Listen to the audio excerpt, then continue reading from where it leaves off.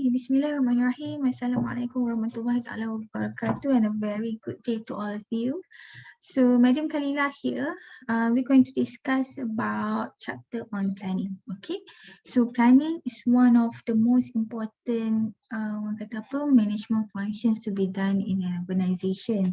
Why? Because dengan planning, it will provide a foundation for everyone in the company itself or in the organization to have something or a sense of direction, what should be done, and also things to be done lah. Okay, and ada direction nak pergi ke mana selepas ni. Okay. So before that, before we go further into the topic itself, kita akan tengok the chapter outline. Sebenarnya kalau you are referring to the lesson plan itself, chapter outline ada dua je, the nature of planning and also how to determine the organisation, missions and also goals. Right. For the nature of planning itself, we would also discuss about the importance of planning, the levels, the type, the time horizon involved for plans, and also the standing plan and also single use plan. Okay, and also kita akan discuss how to define the business and also establishing the major goals for determine the organization's mission and also mission. Okay. So macam Madam kata tadi, plan will provide sense of directions for everyone, bukan setakat top management saja, but also other staff as well in the organization. So basically, what is plan? Okay, by definition, planning is the process of identifying and selecting appropriate goals. Goals can be dalam banyak bentuk, nak dari segi revenue ke, profitability ke, cost containment ke, growth and so on. Okay, and courses of action, the action plan for the organisation to achieve the goals that being set. Okay, that is why kalau you tengok dekat sini, kita ada nak discuss tentang missions and goals. Okay, so because it's a part of planning itself, the goals itself. Alright, so the organizational plans that result from the planning processes details the goals and the specific strategies managers will implement to attain those goals.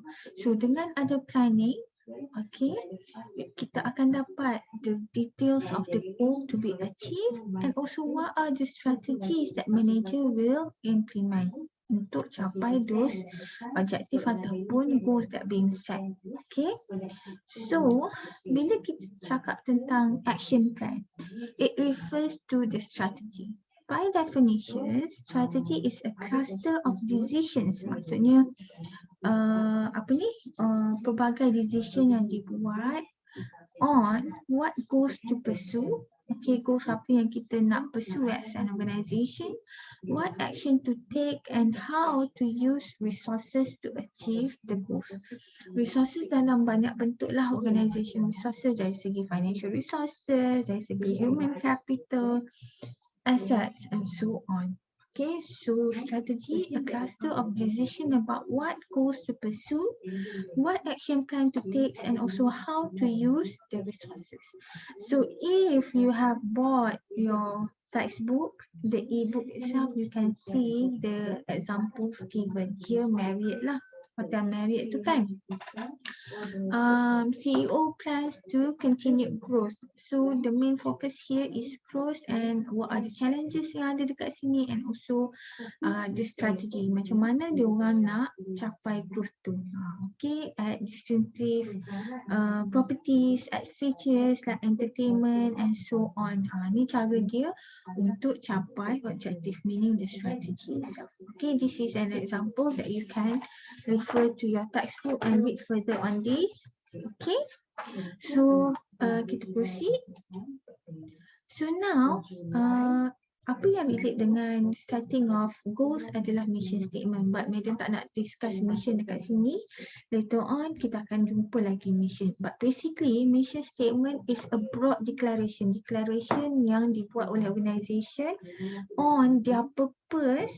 Okay, so bila dia orang wujudkan company itu, untuk apa?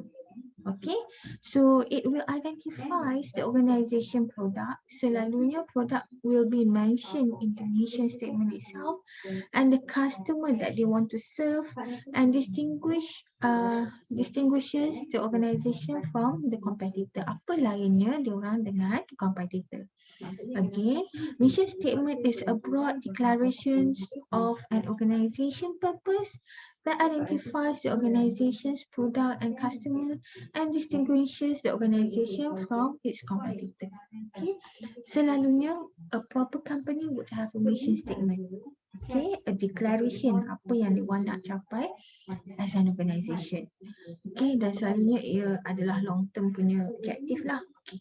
Okay, so stop kita discuss mission statement. Now kita nak tengok what are the steps of planning. So to do planning, basically an organization, it will involve 3 steps. Number 1 is for them to determine the organization missions and goal. Okay, to determine the organization missions and goal, first they need to define what are their business are, and then also to establish the major goals. Okay, after determining the organization missions and goal, step number 2 is to formulate the strategy. Dah ada main goals, formulate strategy. So in formulating strategy, they would have to analyze the current situations and also develop the strategy, the action plan itself. And then number 3 is to implement the strategy lah. So bila kita ada plan, maksudnya secara ringkasnya untuk step-step ni, secara ringkasnya number 1, determine the mission and goal, objektif apa yang nak capai. Number 2, they need to formulate ataupun rangkakan what are the strategies to be done. Okay. And number 3, selepas dah ada strategi, how they want to implement, how they want to do it. Okay, that is on implementation, step number 3 lah. So kita ada resource allocations and also responsibilities to achieve the goal lah. Okay, so dah ada resource allocation, siapa nak buat apa, semua tu dekat implementation of strategies. Now, siapa yang akan buat planning ni? Okay, so planning basically involve managers in organization. So they are the strategists. Okay, so kalau you ingat lagi, manager ada pelbagai peringkat. Ada top management, ada middle manager.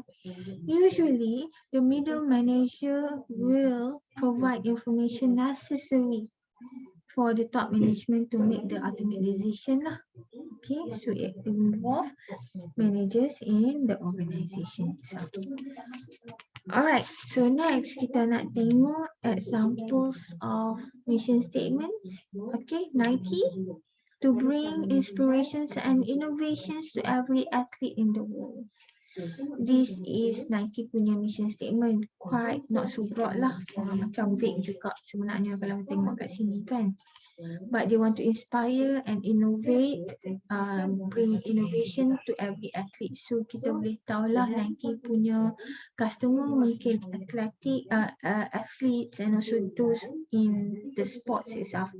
So world itself adalah dia orang punya market lah. Nike ada banyak kan negara yang dia orang pasarkan dia punya produk. So macam tambah Maybank's missions, we want to humanize financial services, so we can know their product adalah financial services by providing the people with convenient access to the financing, having fair terms and pricing, advising customer based on their needs, and also being at the heart of community. Ni Maybank punya mission lah, apa yang diorang nak capai. So whatever that they will do in Maybank itself adalah untuk mencapai this objective ataupun missions. Okay. So next kita nak tengok the nature of planning. Okay. So to perform the planning task, manager would number 1 establish and discover where organization is at the present time. So to do planning, first manager kena analyze dulu the current situations of the organization macam mana. Number 2, determine its future desired state. Maksudnya in future apa yang dia nak capai, and decide how to move it forward to reach those future state. Okay, these are what the nature of planning process lah, apa being involved, dan from the perspective of the manager, what they need to do. Okay, so next kita nak tengok the reason why planning is important ataupun importance of planning. Number one, planning is important. Why? Because it is necessary to give organisation a sense of direction and purpose. So bukan setakat dalam organisation lah. So kalau kita ada plan, kita ada objektif, kita ada sense of direction. Sama juga dalam organisation. So bila dah tetap objektif, dah apa semua, dah ada plan, maksudnya whatever being done is directed to achieving all those goals. Okay, it is useful way to getting managers to participate in decision making about the appropriate goals and strategies for the organisation. Need to get the involvement from the manager lah, okay, in decision making about what are the goals to be achieved in the organisation. Selalunya kenapa kita nak involve managers in decision making? Because bila dia orang involve in decision making, diharapnya they would macam ada sense of belonging, responsibilities and so on, sebab dia orang dah being involved in that particular process. Okay, number 3, helps coordinate managers of the different functions and business divisions of an organisation. Okay, ni untuk help to coordinate lah, ada orang kata apa, kerjasama, and also how to work with one department with another, work together. Okay, that is the third importance. And also number 4, can be used as a device for controlling manager. Sebab dah ada goals. Okay, selalunya untuk control manager ni kadang-kadang kita boleh set KPI based on the goal itself. So dah ada method to control the manager. Okay, kalau tak dia buat ikut suku depa je. Okay, so another things that we need to discuss here adalah what are the qualities of effective planning. Okay, so qualities of effective planning, tulis sikit note dekat sini. Quality of effective planning, kita ada 4. 1, unity, continuity, accuracy and also flexibility. So how can we have an effective planning? Okay, number 1 ada unity. So at any one time, one central guiding plan is put into operation. Maksudnya kita ada satu plan and this will be something to be followed lah. We are united to pursue the same goals. Okay, then ada continuity. Planning is an ongoing process in which managers build and refine previous plans and also continually modify plans at all levels. Okay, ada continuity dekat situ, ongoing. Okay, and also along the way, kalau boleh, kalau kena ubah sikit-sikit, dia orang akan refine balik and so on. Okay, then kita ada accuracy. Managers need to make every attempt to collect and utilize all available information at their disposal. This is the information contribution apa semua untuk planning. And also whatever information necessary for planning itself, you need to provide accurately lah. And also flexibility, meaning walaupun kita dah ada plan, dah ada strategi, sometimes plan can be altered if the situation changes. Sebab in doing businesses ataupun in the business punya environment, anything can happen. Tak ada benda yang constant pun. Okay, the government policy, the economic situations and so on, the weather yang boleh memberi impact kepada organisation awak. Okay, so kita kena dah jadi flexible and agile to make necessary changes. If not, it can be a threat to the organisation. Dan if we fail to change, nanti kita boleh fail lah dalam organisation. So untuk levels of planning, okay, kita ada at a corporate level up here, the CEO and also the corporate office. Then kita ada the business or divisional level. Okay, so division boleh by product, boleh by region. So kalau ikut you punya contoh ni, okay, the division level is based on the region ataupun based on geographical area. North America, Europe and Australia, Asian and Latin America, and also type of business lah. Dekat sini ada convenience store and also food services. So this divisional level of business, it depends on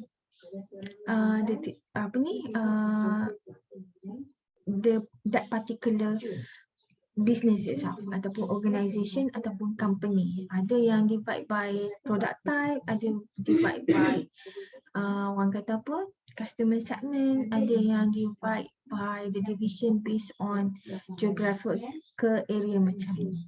Okay, and di bawah division level kita ada functional.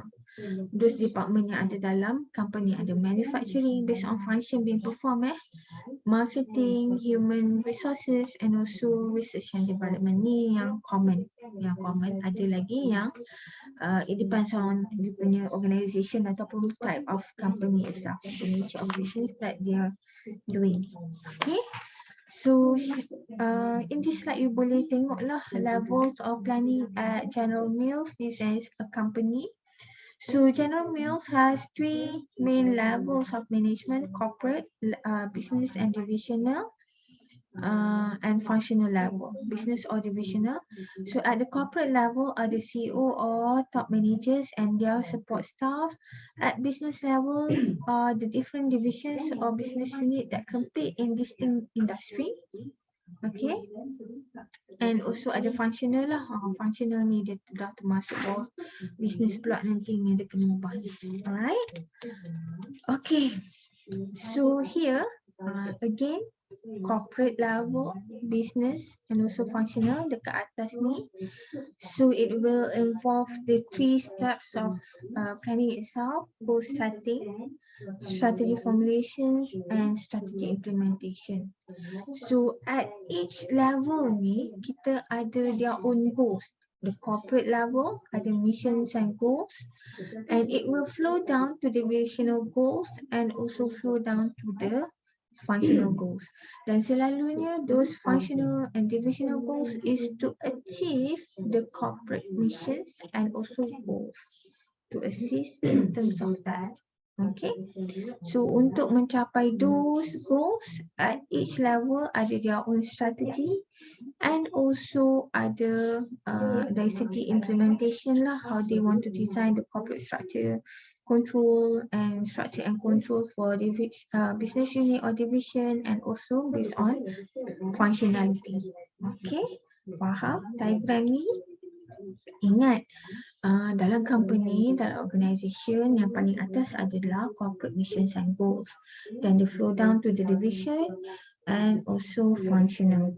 Okay, and that level tu ada strategy formulation dia and also implementation selain daripada goal setting. Alright. And madam boleh bagi tahu dekat sini, staff punya KPI pun will be tied up with the goals being set here. Okay, functional, business and also corporate lah, because they flow down kan. Okay, here you can read here. Okay, examples of orang kata planning based on corporate level strategy, functional and so on. You boleh baca dekat sini. How at the corporate level, this General Mills seek to increase the market share. That is an example of corporate level punya goals lah ataupun planning. Okay. And corporate level strategy, a plan that indicates which industry. So they will determine industry mana dia orang nak do their business in the national markets, and also kat mana dia orang nak compete. Okay, and the functional level dari segi effectiveness, efficiency, nak increase in production and so on. So you boleh tengok dekat sini on examples of corporate level plan, the strategy and also functional strategy. Okay. Alright, so kita tengok sikit lah. Orang kata apa? Explanation on business level plan. Okay, division and so on. Functional. So functional or divisional plan is a long-term divisional goal that will allow the division to meet the corporate goal. Okay. Itu by definition lah. Basically, Madam dah explain pun benda ni. Okay. Business level strategy tu apa? Functional. Okay, based on the function, HR, finance, manufacturing, sales and so on. Those departments yang ada, diorang akan ada their own goals. Okay, so goals that the managers of each function will pursue to help their division to attain the business level goals. Okay, the time horizon untuk plan. Okay, so kita dah ada plan, kita nak tengok time horizon, maksudnya a period of time whereby untuk those plan intended to apply or endure lah, berapa lama plan tu dia pun nak buat ataupun nak ada. So untuk long term plan usually 5 years or more. Okay, dan kita ada intermediate term plans 1 to 5 years and short term plan less than 1 year. So short term plan selalunya annually lah. So basically company akan ada long term plans. The vision, mission is the long term plan. The long term plans for the company. So adakah satu type of plan ke ataupun time horizon? Tak, they would have intermediate plan. 5 years punya planning, how to achieve the long term plan. Okay, and the short term plans are annual plan usually yang patut dicapai dalam masa setahun to help the company to achieve the intermediate plan and also the long term plan. Okay, nampak the relationshipnya? So time horizon untuk plan ada 3, long term, intermediate dengan short term. Jangan confuse, ingat numbers ni. Alright. So next kita nak tengok the types of plan yang ada. Okay. Yes, tadi kita tengok level of plans and type of plan. Tapi basically levels of plan lah. Here kita nak tengok the types of plan yang ada dalam company. Apa yang dia orang boleh guna. So dalam company ataupun organisation selalunya jenis-jenis plan yang ada, kita ada standing plan dan kita ada single use plan. Okay, apa beza standing plan dengan single use plan? Untuk standing plan, these are the plans that are used in situation which program decision making is appropriate. Program decision making ni apa maksudnya? You tak payah fikir dah. So kalau ada situation ni, these are the things to be done. That is single use plan. Okay. So untuk single use plan, kita ada policies, rules and standard operating procedures. SOP kan, yang SOP government do announce tu, alright, on MCO, on SOP relating to COVID is a SOP that are written instruction how you should follow. What are the things that you need to be done, you need to do. Okay, so dah tahu dah SOP kalau nak masuk kedai kena buat apa. Contoh nak pergi kerja sekarang ni kena pakai, keluar rumah kena pakai mask, social distancing and so on. So you dah tak payah fikir nak buat apa macam mana kalau pergi kerja, pergi sekolah macam mana. You dah ada SOP, you follow saja. Macam tu juga dalam company ada juga SOP nya. Alright, dalam bank for example, kalau customer nak buka account, apa SOP-nya? Okay, dah ada dia orang punya guideline. Okay, instruction apa yang perlu dibuat and so on. Policies are general guide to actions, okay, and rules are formal written guide to the action itself. Okay, yang ni rules adalah more orang kata apa, formal lah sebab ada written kan. Okay, how to dress to school, how the working hours and so on. Dia masuk bawah policy and rules lah. Okay. Alright, so faham standing plan selalunya digunakan untuk situasi yang kerap kali terjadi. Okay, so bila benda tu selalu terjadi, adakah kita perlu fikir setiap kali benda tu jadi apa yang perlu dilakukan? Tak, kita boleh apply the program decision making lah by using policies, rules and standard operating procedures. Jelas? Any question you can ask me later on. So next type of plan adalah single use plan. So untuk single use plan, it is developed to handle a non-program decision making in unusual or one of a kind situation. Okay, so untuk situation yang tak selalu terjadi ataupun one of a kind situation, so this is called as single use plan. Okay, tiba-tiba je benda tu jadi, right? Ataupun there are certain things that needed to be done non-recurrent. Kita boleh guna single use plan. So untuk single use plan kita ada program and also projects.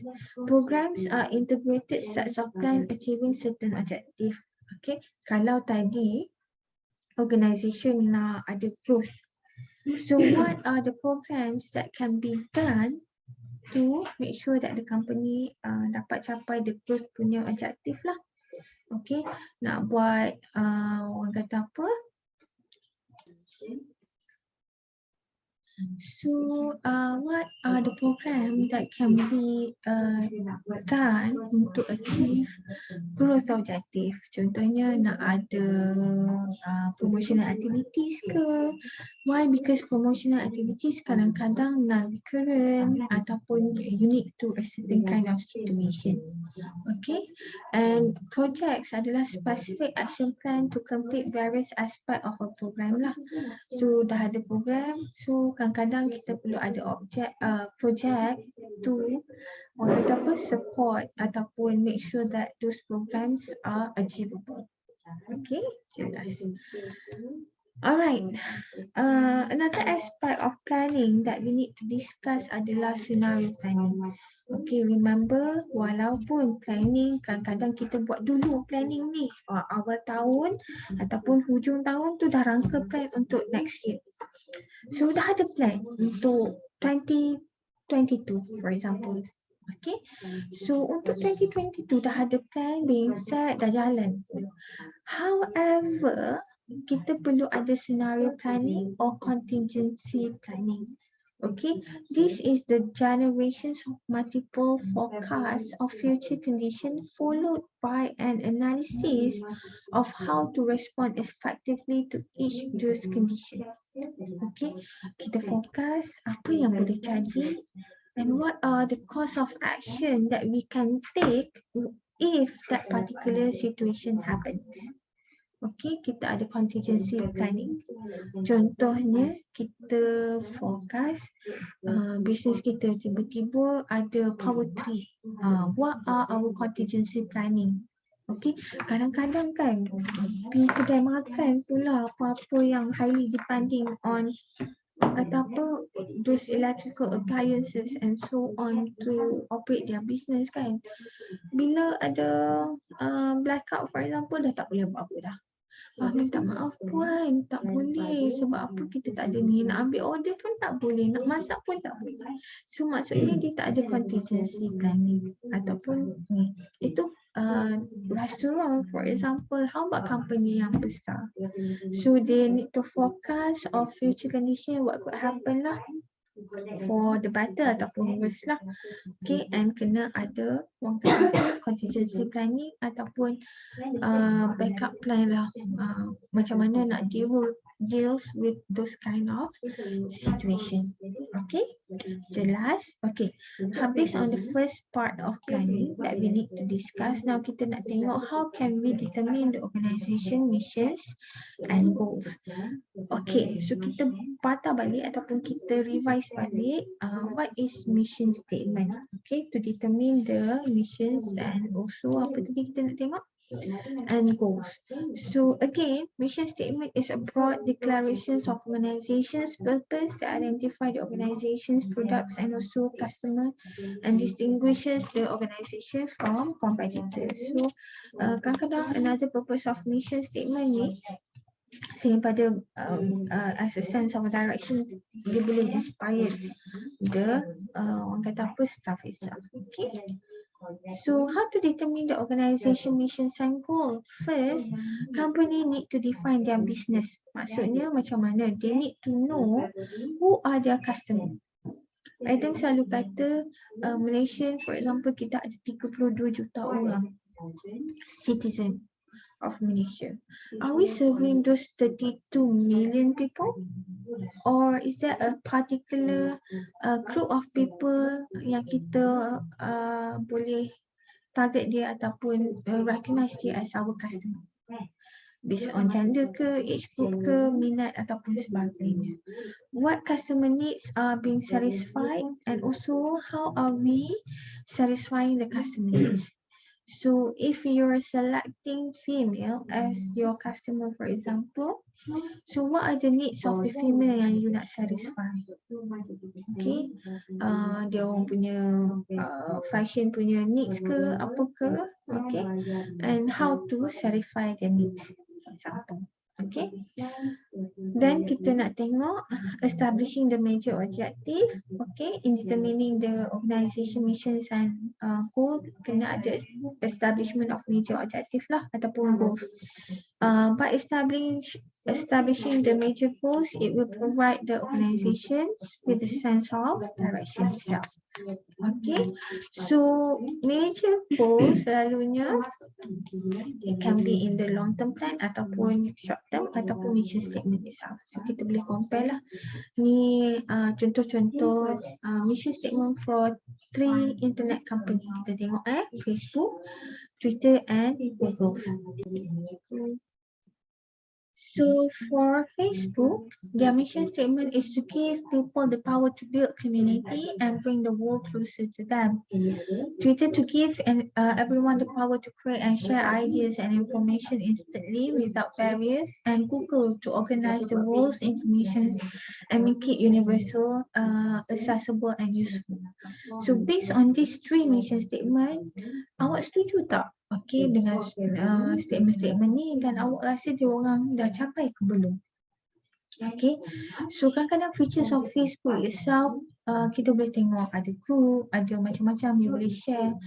So building the community tu and also bring the world closer tu, mereka merasa dapat dicapai lah kan, sampai semua benda you boleh share dekat Facebook tu. And you boleh create group based on interest, hobbies and so on. Okay, Twitter to create and share ideas and information instantly kan. Yang ni memanglah senang je nak viral apa dekat Twitter tu kan. And also Google to organize the world's information ni memang madam setuju lah.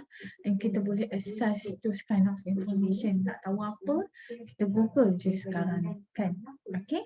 So based on the mission statement, you nampak tak macam mana dia guide those company untuk provide ataupun develop the apps untuk capai those mission statement. Okay, features-features yang ada dalam tu. Right? Next, okay, kita nak tengok each one of these lah. Alright, establishing major goals. In establishing major goals lah. So once the business is defined, managers must establish sets of primary goals to which company is committed. Okay, so developing goals give sense of directions and purpose of the organisation. And bila dah ada major goals, to articulate the major goals is the job of the CEO itself, Chief Executive Officer, although other managers have inputs to the process itself. Okay, so the CEO itself will become a strategic, have to play their strategic leadership punya roles lah. Okay, so strategic leadership is the ability of the CEO and top managers to convey their informations, a compelling visions that they want the organisation to achieve and motivates the employee. Okay, so daripada they convey their missions, the goals and so on, they need to motivate the employee so that the employee will have the willingness ataupun ada willingness to undertake the hard, stressful work that is necessary to for creative risk-taking strategies, strategic making, to participate in ini contribute to achievement of the organisation punya strategy and so on. Alright, so next thing you boleh baca lah sendiri, the time period in which a goal is expected to be achieved should be stated. Time constraint are important in establishing what major goals, and because they emphasize the goal must be attained within a reasonable time. Ni timeline based on General Mills punya kata apa? Case study. Okay. So habis on chapter on planning. So kita recap balik apa yang kita dah belajar on this chapter. Kita tengok nature of planning, the importance, level, ada corporate, ada business or division, ada functional, ada type of planning, time horizon, kita ada single plan, a single use plan, standing plan. Okay, bila kita discuss tentang planning, ia akan datang sekali dengan strategi and also mission statement and so on. Okay, so basically planning, we want to identify and select appropriate goals to be achieved for the organisation itself. So dah ada goals, akan ada courses of action. Okay, so that is the gist of this chapter itself. So basically, if you have any question regarding the chapter itself, you can ask me. Okay, kalau you refer to the textbook itself, discussion yang panjang. Tapi apa yang sepatutnya being covered ada dekat chapter outline tu, you boleh refer dekat situ. You can use this slide yang madam share and develop your notes based on that. Okay, so that's all for chapter planning. Kita jumpa lagi in next chapter. Assalamualaikum warahmatullahi wabarakatuh.